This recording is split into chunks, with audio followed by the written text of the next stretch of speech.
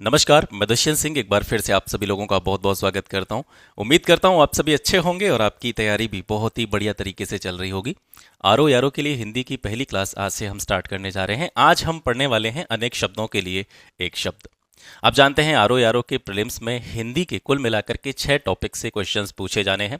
मैंने आपको पहले भी बता रखा है कि 6 के 6 टॉपिक मैं आपको यहाँ से कराऊंगा और हर टॉपिक पर 2 वीडियोज़ आपको मिलेंगे। तो ये पहला वीडियो है और पहले वीडियो में हम स्पेशली देखेंगे ऐसे प्रश्नों के बारे में। और टॉपिक आपको पता ही है, अनेक शब्द के लिए एक शब्द। तो इस टॉपिक से आरो यारो की गत वर्षों की परीक्षाओं में जितने प्रश्न पूछे गए होंगे वो सारे के सारे इसमें इंक्लूड हैं। और प्रश्नों के साथ साथ गत वर्षों में जो ऑप्शंस रखे गए हैं आयोग के द्वारा उनसे जुड़ी हुई जानकारी भी आपको इसमें मिल जाएगी। और इसके साथ साथ मैंने पीसीएस के सी सेट में हिंदी वाले सेक्शन में अनेक शब्दों के लिए एक शब्द, इस टॉपिक से जुड़ी हुई जितनी भी चीज़ें पूछी गई हैं वो भी मैंने इसमें शामिल कर ली हैं। तो पहला वीडियो इससे रिलेटेड हो जाएगा। दूसरे वीडियो में जो कि अनेक शब्द के लिए एक शब्द वाले टॉपिक से ही जुड़ा हुआ होगा, उसमें हम उन चीज़ों को शामिल करेंगे जो कि इसमें से जो बची रहेंगी या जो भी आपके लिए इंपॉर्टेंट हो सकती हैं, उन चीज़ों को दूसरे वीडियो में शामिल कर लेंगे। इस तरीके से हिंदी के एक टॉपिक के लिए 2 वीडियोस मैं आपको यहाँ से प्रोवाइड कराऊंगा। और पीसीएस के 30 वर्षों के पेपर्स की सीरीज़ मैंने चला रखी है। अगर आप नए हैं, इस वीडियो के माध्यम से पहली बार इस चैनल पर आए हैं, तो उस सीरीज़ को जरूर देखिएगा। चाहे आप आरो यारो की तैयारी कर रहे हैं, चाहे आप पीसीएस प्रीलिम्स की तैयारी कर रहे हैं, दोनों पेपर्स में जीएस वाले सेक्शन में उस सीरीज़ का आपको बहुत ज़्यादा बेनिफिट देखने को मिलेगा। ठीक है, तो चलिए स्टार्ट करते हैं। अनेक शब्द के लिए एक शब्द। हाथी की पीठ पर रखा जाने वाला आसन जो होता है उसको क्या कहा जाता है? उसको हौदा कहा जाता है। इसी तरीके से ऊंट की पीठ पर जो आसन रखते हैं, यानी जिस पर बैठ करके कोई भी सवार जो है वो ऊंट की सवारी करता है, तो उस आसन को क्या कहा जाता है? उसको काठी कहा जाता है। जिसे प्रमाण के द्वारा सिद्ध न किया जा सके उसको अप्रमेय कहा जाता है। देखिए, इसमें समझाने के लिए कुछ विशेष चीज़ें हैं नहीं, तो जल्दी जल्दी मैं इसको कंप्लीट करूंगा। और हालांकि मेरा यहाँ पर बोलने का क्या पर्पज़ रहने वाला है? पर्पज़ ये रहने वाला है कि जब भी हम किसी दूसरे के मुंह से चीज़ें सुनते हैं तो ज़्यादा बढ़िया तरीके से हमारे दिमाग में वो चीज़ें बनी रहती हैं, सेव हो जाती हैं। तो जल्दी जल्दी इसको सुनिएगा। पीडीएफ जो है शाम को मैं टेलीग्राम पर शेयर कर दूंगा। ठीक है।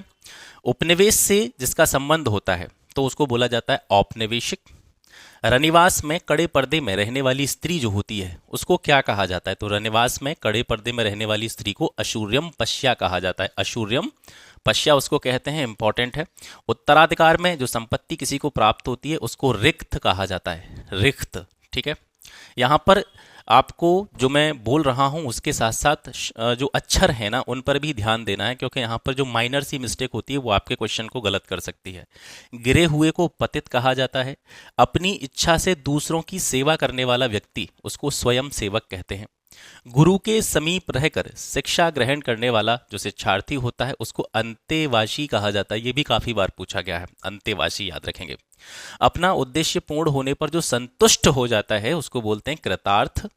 नियम विरुद्ध या असामाजिक कार्य करने वालों की जो सूची होती है उसको बोलते हैं काली सूची, या अंग्रेजी में जिसको ब्लैक लिस्ट बोलते हैं। ठीक है, जैसे मान करके चलिए कोई आदमी कैसा हो गया, भाई ये ब्लैक लिस्टेड आदमी है, मतलब ये नियम विरुद्ध काम करता है, असामाजिक कार्य करता है, तो ऐसे लोगों की सूची जो इस तरीके के कार्य करते हैं वो काली सूची के अंतर्गत रखे जाते हैं। जो किए गए उपकारों को मानता हो वो कृतज्ञ है। पेट की अग्नि, ठीक है, इसको बोलते हैं जठराग्नि। जंगल की आग को बोला जाता है दावाग्नि, याद रखेंगे। ये दावाग्नि मैंने यहाँ पर क्यों लिखा है, क्योंकि आप यहाँ पर सोच रहे होंगे कि जंगल की आग दावानल भी होती है। बिल्कुल होती है, लेकिन क्योंकि जब ये प्रश्न पूछा गया था तो ऑप्शन में दावानल न रह करके दावाग्नि था, आयोग ने इस उत्तर को सही भी माना था। ठीक है, तो दावाग्नि या दावानल दोनों में से कोई भी आए, दोनों ही सही हैं, आप ये मान करके चलेंगे। समुद्र की आग को क्या कहा जाता है? इसको बड़वाग्नि कहा जाता है। ठीक है। बच्चों को सुलाने के लिए, जैसे आप घरों में देखते होंगे बच्चे सो नहीं रहे हैं शाम को, तो उसको सुनाने के लिए जो पुराने गीत जो है हमारे जो बुजुर्ग लोग होते हैं वो गाते रहते हैं, तो उसको लोरी कहा जाता है। ठीक है।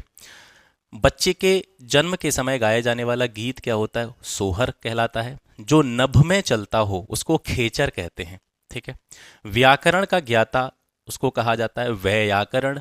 शब्दों का ध्यान रखना है, अक्षरों का याद रखना है, मात्राओं का भी ध्यान रखना है। व्याकरण यहाँ पर इस तरीके से भी ऑप्शन में लिखा आ सकता है व्याकरण। ठीक है, या फिर इस तरीके से भी लिखा देखा गया है व्याकरण। आपको याद रखना है कि व पर बड़ी एक ही मात्रा है। ठीक है, व्याकरण, जो व्याकरण का ज्ञान रखने वाला व्यक्ति होता है उसको व्याकरण कहते हैं। किसी भी बात को बढ़ा चढ़ा करके कहना उसको कहा जाता है अतिशयोक्ति। ठीक है, जब भी किसी चीज़ को बढ़ा चढ़ा करके कहा जाता है उसको अतिशयोक्ति की संज्ञा दी जाती है। जैसे मतलब एक वो है, लाइनें हैं कुछ के, हनुमान की पूंछ में लगन न पाई आग, लंका सारी जल गई, गए निशाचर भाग। तो यहाँ पर देखिए अतिशयोक्ति का प्रयोग हो रहा है कि हनुमान जी की पूंछ में आग भी नहीं लग पाई है और बिना आग लगे ही लंका जल गई, और लंका जलने के बाद में सारे राक्षस निशाचर जो हैं वो सारे भाग गए, है ना। तो ये क्या हो गया, अतिशयोक्ति तो हो गई, क्योंकि किसी बात को हमने बहुत ज़्यादा बढ़ा चढ़ा करके कह दिया। आधी रात का समय, आधी रात का समय उसको बोला जाता है निशीथ। जिसके पास कुछ न हो उसे बोला जाता है अकिंचन। जिसे बुलाया न गया हो अनाहूत। आहूत का मतलब होता है बुलाना। इसको अलग अलग करेंगे तो अन प्लस आहूत हो जाएगा। अन का मतलब है अन, ये निषेध को प्रदर्शित करने वाले उपसर्ग हैं। जिसके आगे लग रहा है तो मतलब एक तरीके से वो निषेध कर रहा है, किसी भी चीज़ के बारे में मना कर रहा है। अन किसी के सामने उपसर्ग अगर लग रहा है तो वो भी किसी भी चीज़ का क्या कर रहा है, निषेध कर रहा है, उस चीज़ के बारे में मना कर रहा है। तो अन मतलब नहीं, आहूत मतलब बुलाया हुआ। जिसे बुलाया गया न हो उसे अनाहूत कहते हैं। जिसके आने की कोई भी तिथि न हो तो उसको बोलेंगे अतिथि। मोक्ष की इच्छा रखने वाला व्यक्ति, मोक्ष की इच्छा रखने वाला व्यक्ति क्या होता है, मुमुक्षु होता है। और रंगमंच के पीछे का रंगमंच का जो पर्दा होता है, जो स्टेज, रंगमंच का मतलब क्या है, कोई भी स्टेज, कोई प्रोग्राम चल रहा है तो प्रोग्राम पर जो भी कलाकार मंचन कर रहे होते हैं वहाँ पर उनके पीछे एक पर्दा लगा होता है। तो पर्दे के पीछे का जो स्थान होता है जहाँ पर बाकी सारी एक्टिविटीज़ चलती हैं, तो पर्दे के पीछे के स्थान को नेपथ्य कहा जाता है। याद रखेंगे, काफ़ी बार पूछा गया है। हवन में जलाने वाली लकड़ी को क्या बोलते हैं, समेधा बोलते हैं। हवन में जो लकड़ी यूज़ की जाती है जलाने के लिए उसको समेधा कहा जाता है। दिशाएं ही जिनका वस्त्र हैं उसको बोला जाता है दिगंबर। इसको अलग अलग करेंगे तो दिक हो जाएगा, देखिए दिक, ठीक है, प्लस अंबर हो जाएगा। दिक प्लस अंबर हो जाएगा। दिक का मतलब क्या हो गया, दिशा। अंबर मतलब वस्त्र को अंबर कहते हैं। तो दिक अंबर, दिशाएं ही जिसका वस्त्र है उसको दिगंबर कहा जाएगा। जिसका जन्म कन्या के गर्भ से हुआ है उसको कानीन कहा जाएगा। जिस पुरुष की पत्नी साथ नहीं है उसको बोलेंगे विपत्नीक। जिस पेड़ के पत्ते झड़ गए हों वो है अपर्णा। और तैरने की इच्छा ये होती है तितीर्षा। जो स्त्री सूर्य भी न देख सके, अब देखिए ये शब्द देखकर ही आप कभी कभी अंदाजा लगा सकते हैं। जो स्त्री सूर्य भी न देख सके, तो अ मतलब निषेध हो रहा है, यहाँ पर मना किया जा रहा है किसी भी चीज़ का। सूर्य के बारे में मना किया जा रहा है। और क्या मना किया जा रहा है, पश्य। पश्य का मतलब होता है देखना। तो सूर्य को जो न देख सके स्त्री, यहाँ पर बड़ा आ का डंडा जो लग रहा है ना, पीछे बड़े आ की मात्रा लग रही है, पश्या। पश्या जब पीछे आ लग जाता है तो वो कहीं ना कहीं स्त्री की तरफ यहाँ पर इशारा करता है। तो जो स्त्री सूर्य भी न देख सके उसको अशूर्यम पश्या बोलते हैं। जो युद्ध में स्थिर रहता है वो है युधिष्ठिर। हमेशा साथ रहने वाला है वो है शाश्वत। जिसका इलाज न हो सके उसको बोलते हैं असाध्य। जैसे जीता न जा सके अजेय। इसमें से बहुत सारे ऐसे टर्म होंगे जो आपको पता होंगे, ठीक है। और क्योंकि मैंने इनको यहाँ पर रखा है, और इस वजह से रखा है क्योंकि आपको मैं ये बता सकूं कि ये चीज़ें जो हैं गत वर्षों की परीक्षाओं में पूछी गई हैं। ये लेवल रहा है अब तक का। 2021 तक आरओ का एग्ज़ाम हुआ है अभी तक, और 2021 तक वन वर्ड सब्स्टिट्यूशन यानी अनेक शब्दों के लिए एक शब्द वाले पोर्शन से कौन कौन से शब्द पूछे गए हैं, तो वो यहाँ पर आप उनका अनुमान जो है अच्छी तरीके से लगा सकते हैं। बाकी मैं हमेशा आपको ये सलाह देता हूँ कि अपनी सेल्फ स्टडी बहुत अच्छी तरीके से करते रहनी है आपको। और अभी इस टाइम पर आकर तो आप अपनी बुक लिस्ट डिसाइड करेंगे नहीं, तो बुक लिस्ट आपने ऑलरेडी डिसाइड कर रखी होगी अगर आप सीरियस हैं तो। इसके साथ साथ मैंने भी आपको बता दिया था कि आपको कौन सी किताबें पढ़नी है। बार बार मैं वीडियो बनाता नहीं हूँ इस तरह की, तो मैंने आपको पहले ही बता दिया है। तो ये चीज़ें आपकी सिर्फ हेल्प करने के लिए। ये अगर आप देखेंगे, इसका अवलोकन करेंगे आप, तो आपको ये पता चलेगा कि कहाँ कहाँ से किस किस तरीके के प्रश्न पूछे जा रहे हैं हिंदी में, है ना। तो ये ज़रूरी नहीं है कि इसमें बहुत सारी चीज़ें ऐसी भी हैं जो आपको पता होंगी। आपको बहुत सारी चीज़ें ऐसी मिलेंगी जो बहुत ज़्यादा ईजी होंगी, ठीक है। आप कहेंगे यार ये कौन से लेवल का प्रश्न है, तो वो चीज़ें ईजी भी होंगी।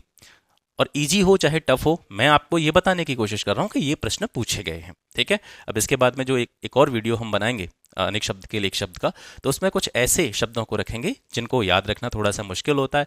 और उसमें मैं सामान्य से कुछ ऐसे शब्द होते हैं जिनके बारे में मैं अनुमान लगा करके ये चलूंगा कि ये आपको पता ही होगा, है ना। जैसे मान करके चलिए, जैसे जीता न जा सके, ये सबको पता होगा। जो मान करके चले आरओ की तैयारी कर रहे हैं तो ये सबको पता होगा। जो जीता ना जा सके उसको अजेय कहते हैं, है ना। तो जो छोटे छोटे सामान्य से शब्द हैं उनको हम छोड़ेंगे, और जो विशेष विशेष शब्द हैं, मतलब जो टफ टर्मिनोलॉजी है, उसको हम उसमें शामिल करेंगे दूसरी वाली वीडियो में। जिसे जाना ना जा सके वो होता है अज्ञेय। जिस स्त्री का पति जीवित है वो है सधवा, और जिस स्त्री का पति मर चुका है उसको बोलते हैं विधवा। जो छीण न हो सके उसको बोलेंगे अक्षय। अक्षय, क्षय का मतलब छीण होना, अ मतलब निषेध कर रहा है, मना कर रहा है, तो जो क्षय न हो सके, जिसका छीण न हो सके, तो वो अक्षय हो जाता है। बहुत अधिक बोलने वाला व्यक्ति उसको बोलते हैं वाचाल। जिसके सिर पर चंद्र हो तो चंद्रशेखर, जिसके शिख पर क्या है, चंद्र है, तो उसको बोलेंगे चंद्रशेखर। जिसके हृदय में ममता नहीं है, तो देखिए मैंने बताया था अ हो गया, अन हो गया, ठीक है, या निर हो गया, ये सारे शब्द ऐसे हैं, ये सारे उपसर्ग ऐसे हैं जो निषेध को यहाँ पर व्यक्त करते हैं। तो निर मतलब नहीं, मम मतलब ममता, जिसके हृदय में ममता नहीं है उसको निर्मम बोलेंगे। तिलक लगाने में जो अन्न यूज होता है उसको बोलते हैं अक्षत। जिसका जन्म छोटी जाति में हुआ है वो है अंत्यज, और जिसका जन्म अंडे से हुआ है उसको बोलेंगे अंडज। जो सब कुछ जानता है वो है सर्वज्ञ। देखिए अनेक शब्दों के लिए एक शब्द में कोई भी कॉन्सेप्ट नहीं होता, विशेष कॉन्सेप्ट नहीं होता जिसको आपको समझने की जरूरत हो। ये चीज़ें ऐसी हैं जो आपको याद करनी ही करनी है। ऐसे ही जो पर्यायवाची होते हैं उसमें भी कोई विशेष कॉन्सेप्ट नहीं होता। जब हम पढ़ेंगे विशेषण विशेष्य के बारे में, क्रिया विशेषण प्रविशेषण, तो वो सारी चीज़ें ऐसी हैं उसमें थोड़ा सा दिमाग लगाना पड़ेगा। और इसके अलावा जो आपके तत्सम तद्भव होते हैं उसमें भी कुछ छोटी छोटी चीज़ें होती हैं, छोटी छोटी ट्रिक्स होती हैं, छोटे छोटे पॉइंट्स होते हैं जो हमको याद रखने होते हैं। तो वो सारी चीज़ें हैं, उसको मैं कॉन्सेप्ट के साथ में आपको बताऊंगा। झगड़ा लगाने वाला मनुष्य नारद, उसको संज्ञा दी जाती है। महल का भीतरी भाग अंतःपुर कहलाता है। कनिष्ठिका और मध्यमा के बीच की उंगली जो होती है उसको अनामिका बोलते हैं। हाथ के बीच की बड़ी उंगली को मध्यमा बोलते हैं, और सबसे छोटी उंगली जो आपके हाथ में होती है, देख लीजिए एक बार नज़र डाल करके याद रहेगा, सबसे छोटी उंगली जो आपके हाथ में हो वो क्या है, उसको बोलेंगे हम कनिष्ठिका, और सबसे बड़ी उंगली जो बीच में दिखाई दे रही होगी उसको मध्यमा बोलेंगे, और कनिष्ठिका और मध्यमा के बीच की उंगली को क्या बोलेंगे, अनामिका बोलेंगे। ठीक है। जिसके पेट में माँ ने रस्सी बांधी हो, जिसके पेट से माँ ने रस्सी बांधी हो, रस्सी को एक शब्द और मतलब एक अन्य शब्द से भी दिखाया जाता है, दाम भी रस्सी को कहते हैं। ठीक है, तो उसको बोला देते हैं दामोदर। तो दामोदर का मतलब क्या हो गया, दाम, दाम मतलब रस्सी, और संधि विच्छेद करेंगे इसका तो उदर, दाम प्लस उदर, तो दाम उदर, उदर का मतलब होता है पेट, तो उदर में दाम बांध दिया गया तो वो क्या हो जाएगा, दामोदर हो जाएगा। पीछे पीछे चलने वाला क्या होता है, अनुगामी होता है। जिसकी कोई कीमत न हो वो है अमूल्य। थोड़ा नपातुला भोजन करने वाला व्यक्ति उसको बोलते हैं मिताहारी। मित, मित का मतलब होता है कम, ठीक है। आहारी मतलब आहार लेने वाला, भोजन करने वाला। जिसके हृदय पर आघात हुआ हो वो है मर्माहत। अपने पद से हटाया गया हो उसको बोलेंगे पदच्युत। जिसे किसी वस्तु की स्पृहा न हो उसको बोलेंगे निस्पृह। यहाँ पर विसर्ग भी लगा सकते हैं और बिना विसर्ग के भी इसको यूज किया जा सकता है, दोनों सही हैं। जिसकी पूर्व से कोई आशा न हो तो वो है अप्रत्याशित। ठीक है, जिसकी कोई प्रत्याशा नहीं की गई है, आशा नहीं की गई है और वो काम हो गया तो उसको बोलेंगे अप्रत्याशित। जिसे जानने की इच्छा है वो है जिज्ञासु, और किसी पर विजय पाने की इच्छा रखने वाला व्यक्ति उसको बोला जाएगा जिगीसु। ठीक है। अधिक समय तक जीते रहने की जो इच्छा रखता है उसको बोला जाता है जिजीविषु। जो कठिनाई से समझने योग्य है दुर्बोध, जिसको समझने में बड़ी कठिनाई होती है कि भाई ये समझ में नहीं आ रहा है, बोध नहीं हो पा रहा है इस चीज़ का, है ना, जान नहीं पा रहे हैं इसके बारे में, तो वो दुर्बोध हो जाता है। जो गम रहित है वो है अगम। यहाँ पर जो गम है वो दुख वाला, एक तरीके से उसको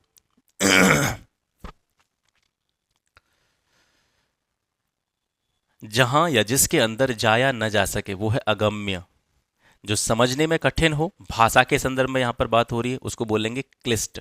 ठीक है। अब आदमी समझ में नहीं आ रहा है या आदमी की जो मंत्रणा है वो समझ में नहीं आ रही, तो उसके लिए क्लिष्ट शब्द यूज नहीं होगा, भाषा के संदर्भ में ही क्लिष्ट शब्द यूज होता है। जहां जाना कठिन हो तो वो होता है दुर्गम। जो पृथ्वी से संबद्ध है उसको बोलेंगे पार्थिव, और इस लोक से संबंध रखने वाला लौकिक। ठीक है। हालांकि यहाँ पर आप देखेंगे पार्थिव लौकिक ये लगभग एक दूसरे के समकक्ष शब्द हैं, लेकिन हमें उत्तर उसी कह सकते हैं लैंग्वेज में देना है या उसी अवधारणा के आधार पर देना है जो हमसे पूछा जा रहा है। तो इस लोक से संबंध रखने वाला, तो यहाँ पर लोक की बात हो रही तो उसको लौकिक बोल दिया, और पृथ्वी से संबंध है तो उसको पार्थिव बोल दिया, है ना। हालांकि पार्थिव और लौकिक लगभग एक ही चीज को रिप्रेजेंट करते हैं।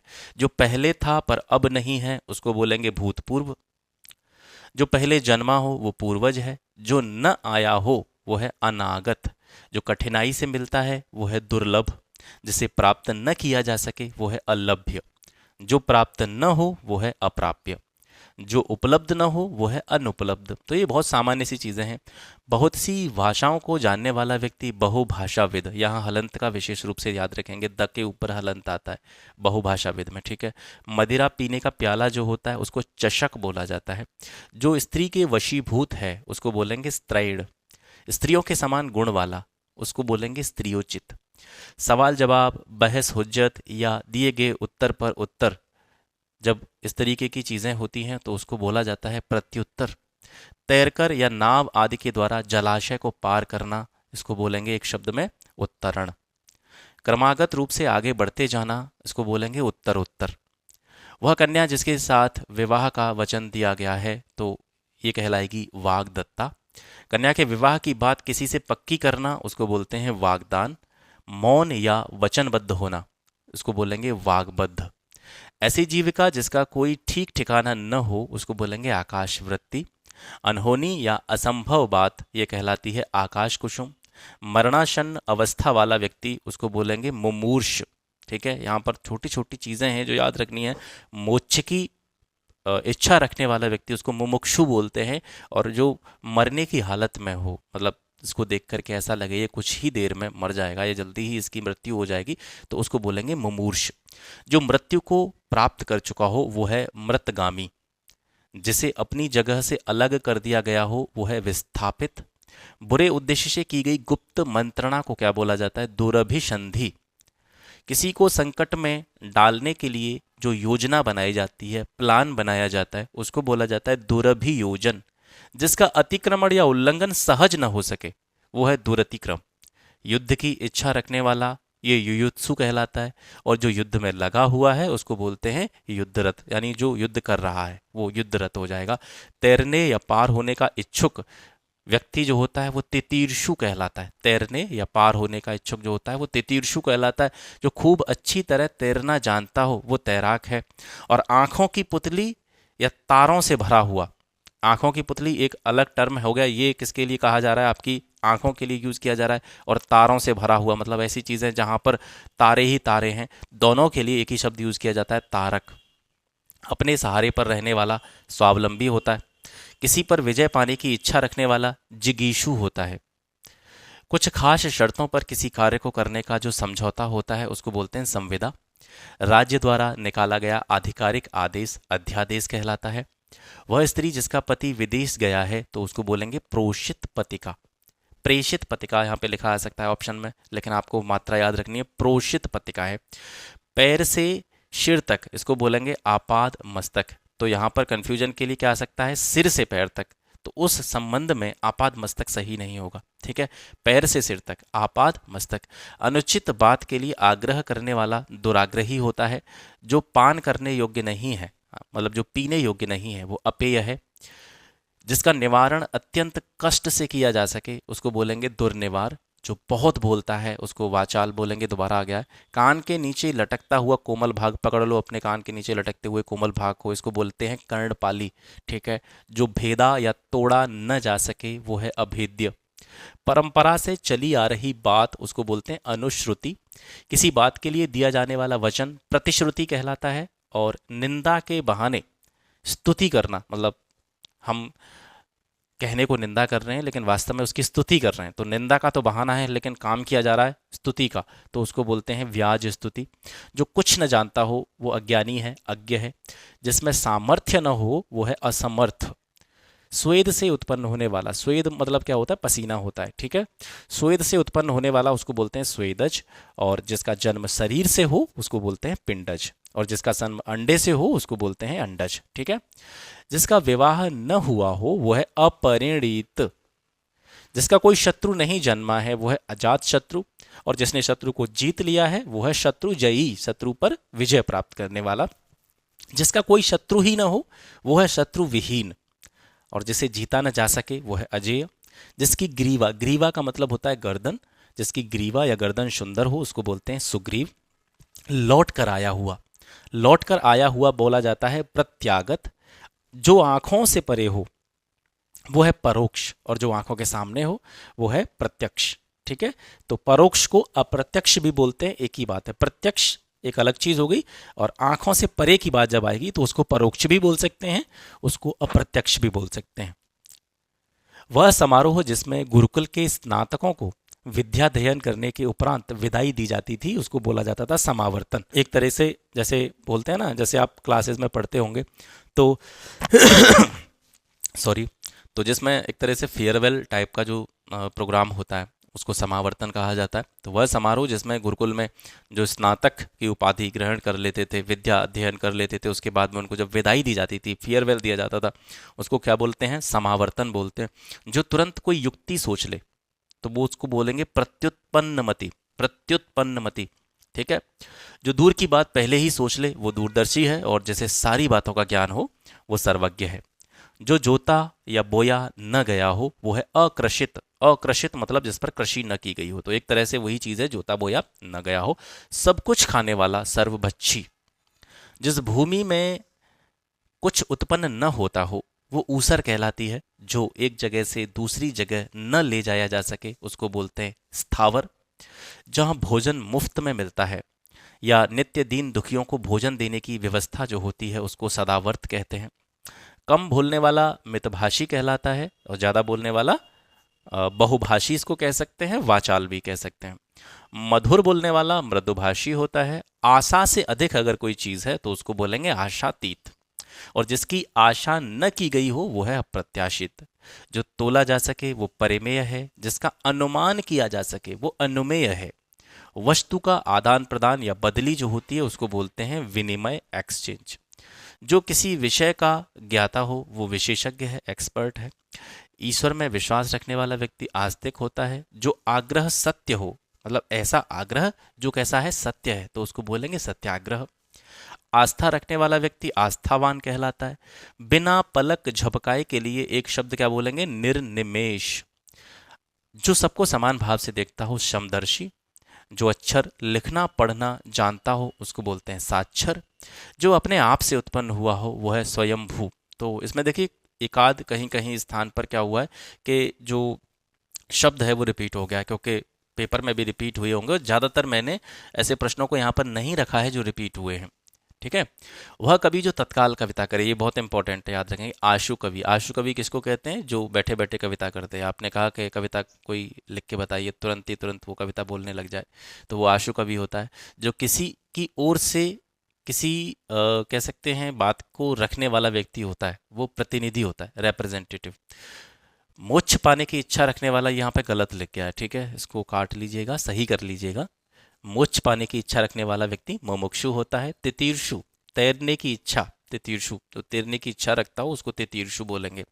मोक्ष पाने की इच्छा रखने वाला वो क्या होता है? मुमुक्षु होता है। तो यहाँ पे गलत लिख गया है, हो जाती है गलती, कोई दिक्कत नहीं है।